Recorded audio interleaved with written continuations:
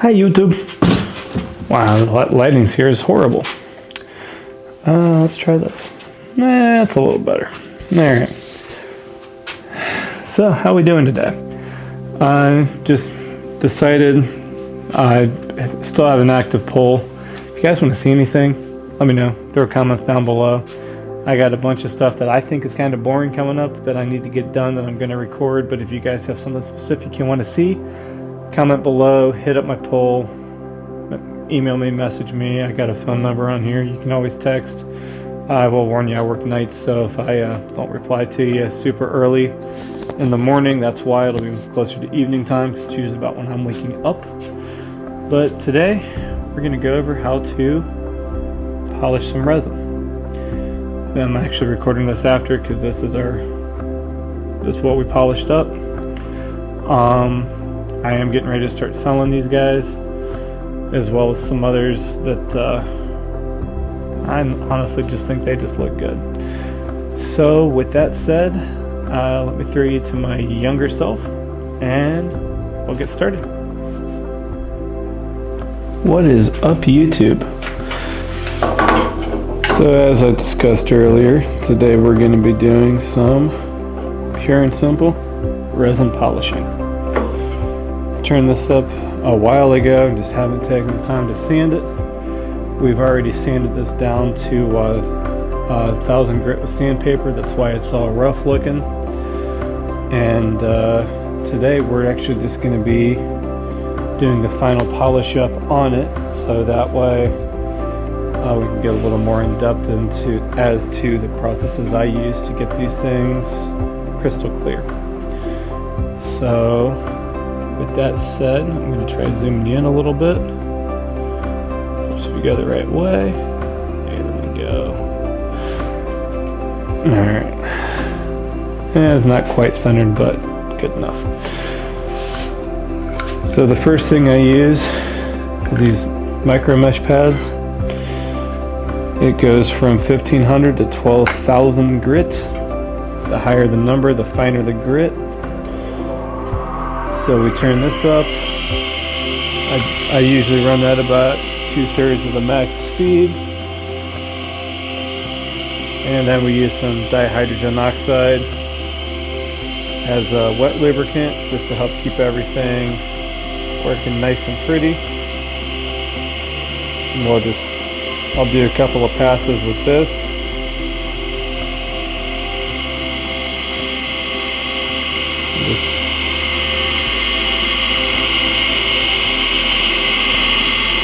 Last one is getting a little dry, so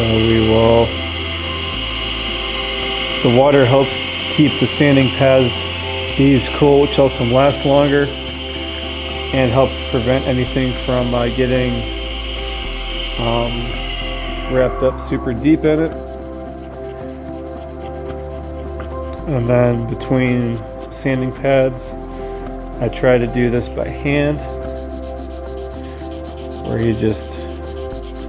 this is just a way of helping to hide the lateral scratches. Some people say reverse the lathe, which I can with the switch. I think that shows up on camera. Looks like it. But I don't want this top point to get too sharp, and I am still removing a little bit of material with every polishing step. This is why I need to get my another shop infrastructure build that's coming up. I'm getting something that will hold all my lathe supplies right next to me, or clean out the shelf that's right there. But I still want a couple things that I can't do with the shelf, so I got a couple options. I'm debating how I want to do it. And then we're on to our 1800 grit sanding pad.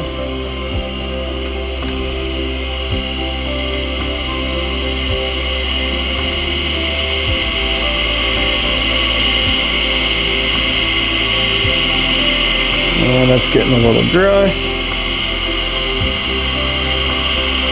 I can tell how it feels just from the resistance of the pad on the lathe itself, and some people will tell you I sand too fast, or I keep my lathe running too fast the way I do this. I personally like to get these knocked out as quick as possible, so I go a little faster than most people. And I really can't argue with the results I get. But if anybody ever tells you go slower, they're not wrong. Just when you're doing production work, I'm trying to minimize my time so I can keep the prices a little bit lower for you guys.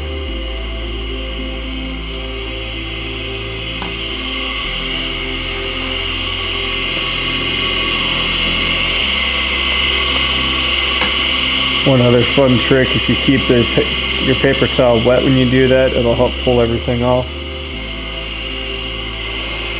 Turn that off. And I'm not going to try to bore you guys too much with all the different phases, but I think I'm going to run the rest of these without recording it. That way, you get just to help keep the time down. I will do the last one or two. That way, you guys can see the difference. But this is 2 pads deep.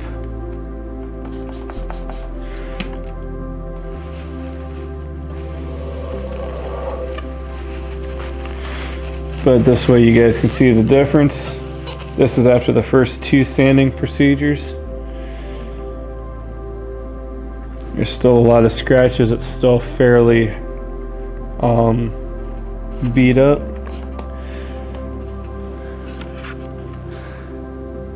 Yeah. I might actually have to go back and sand this one back down a little bit, but like I said, I'll bring you back for the last 2. And we are back. As you can see, it's a lot more clear. I did end up having to go down and re-sand it to rebuff it up because there was some sanding scratches that were just too deep in it. Let's widen that up a hair. So we are on the last 2 sanding grits like I told you, which is 8,000, and then the next one will be 12,000. This is where you take it and turn it from this looks okay to this looks amazing. Everything I'm removing at this point is basically microscopic. So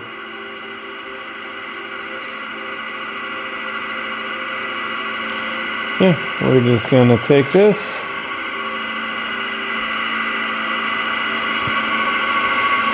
and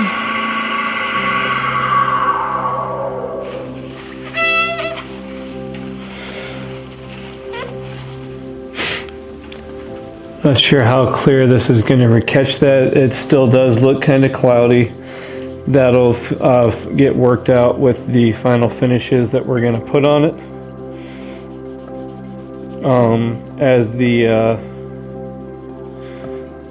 As I'm going over this, the reason it starts to look like it clears up a little bit is just because I have water on these.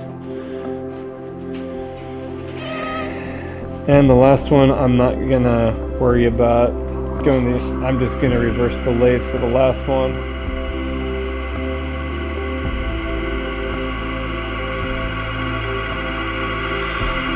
And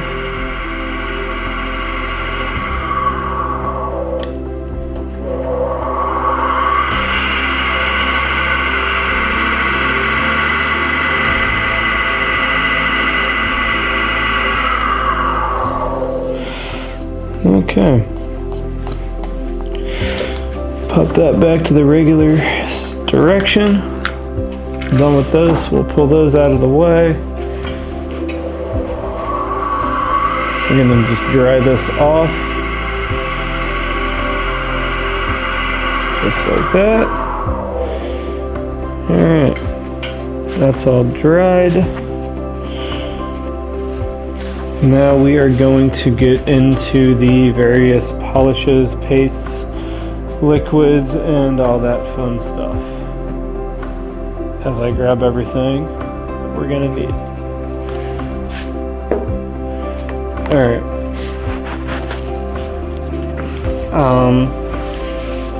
I know y'all have seen the Yorkshire grit in other videos. I do have one other that I forgot I have, and I forgot how good of a job it does.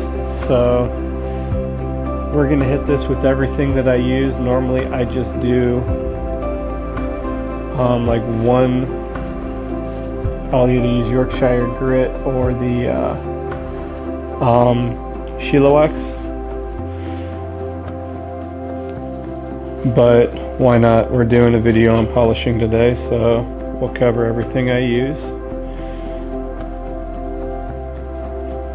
So we're just going to apply a thick layer of Yorkshire grit on.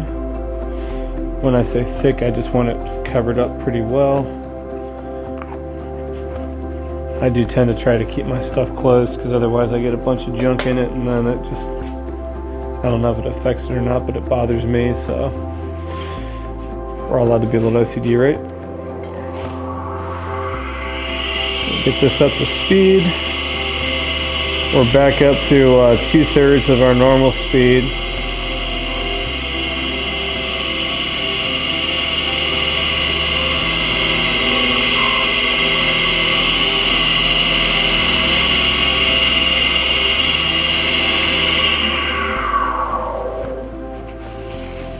Alright. So that's after our Yorkshire grit. Still got a little bit of junk on there, so full speed. We're gonna run this gonna run a little bit more off.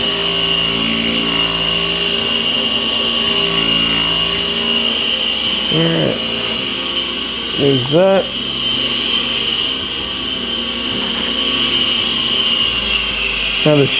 Now the Sheila wax, which has a wicked chemical smell, but it does a absolutely fantastic job.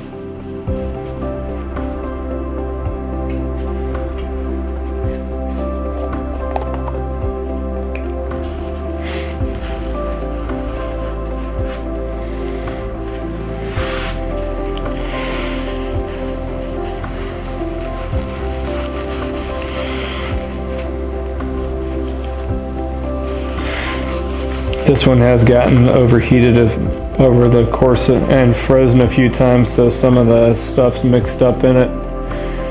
So it's not spreading like it used to, but it happens when you do stupid things. It still works great, so I'm just going to use that one up, and I think I got some more of it, and if not, I'm going to be ordering some here in a little bit.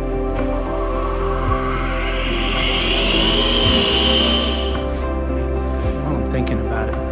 So, did you guys know that you can support me for not spending a cent by hitting the like button, subscribing, and sharing my videos? It doesn't cost you a cent.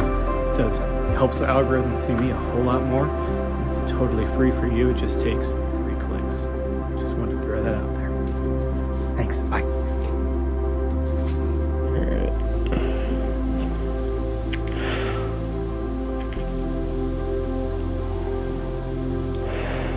Alright, so we're back. I'm not sure where this thing cut off, so I'm just going to redo this real quick, and if it's redundant, then I apologize. But we're going to start with some Yorkshire grit, and this is also to say it does not hurt if you ever redo things multiple times, especially when you're trying to polish up resin. Every little microscopic and every small scratch, everything on it shows.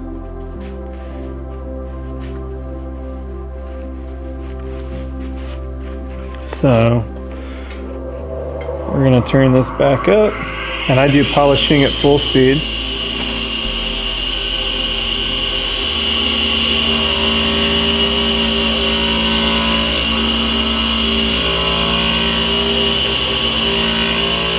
We just work this back and forth. I know it's hard for you guys to see because my camera won't pick it up too well, but you actually can follow the line of where you're buffing.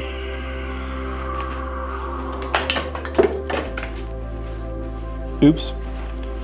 Knocked over some super glue. I'll have to grab that later. And now we're on to the Sheila Wax, or EEE Triple Shine, or Ultra Shine, but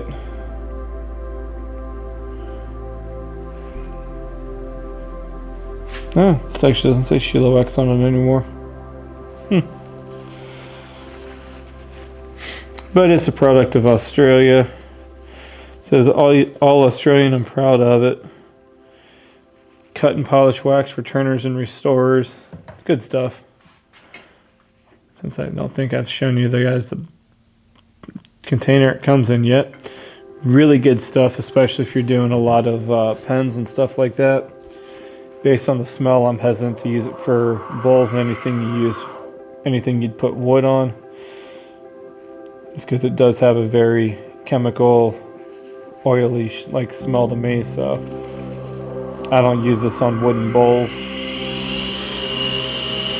We'll use it on resin bowls, but that's mainly because I don't recommend those to ever get used with food.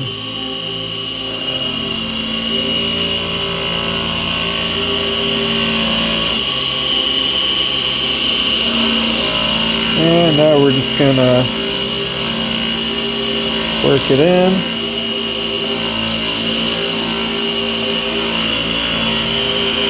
And again, I apologize if this seems redundant, but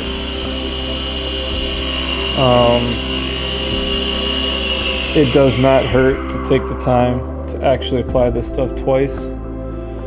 I know some people, they'll do it 3 or 4 times before they move on to even the next step. I personally don't take that much time because I don't see any added benefits from when I've tried it, so I'm sure some people out there are going to call me crazy, but hey, I am crazy, so. And the one I'm shaking up now is some Hut's Ultra Gloss. It's a plastic polish. I know you can get this stuff at Woodcraft, even though my local one hasn't had it in a while. I just typed in Hut HUT Ultra Gloss and it came up on Amazon, which is where I found this stuff. And I bought a bottle of it on there, and then I found it at another store I go to that's local to me. So it's actually not local, but it's every woodworker that's serious about it that I know in my area knows where it's at. It's kind of a little secret place I like to go to. One of these days I might see if they'll let me film in there to maybe do a little advertising for them, take you guys on a digital tour of where I go to in there. I don't know if you guys can tell, but that just cleared that all up by a lot. And this is beeswax. This is 100% natural beeswax. I use this on everything as a final coat. Resin, wood, does not matter. It gives wood a natural shine. It gives resin, it shines it up a little bit extra, but resin already looks plasticky because it is plasticky. It doesn't add any more plastic effect. Wood, like I say, it gives it a natural shine, like it's a little, almost like it's wet, but it's not. I don't know, it's hard to describe, but it is noticeable when it's not done. It does wear off over time, especially on pens, but by then, at that point, yeah, it's mainly there just to help them look good, and it's something that I can always reapply if you ever wanted it done, or you can do yourself. Just wipe it on. You just got to heat the wood up and wipe it on, or heat the wax up and work it in with it hot.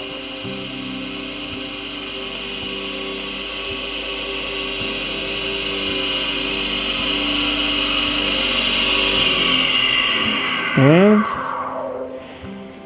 that is how you polish up a resin egg, or plastic pen, or anything resin, plastic, if you want it to look clear, that's how you do it.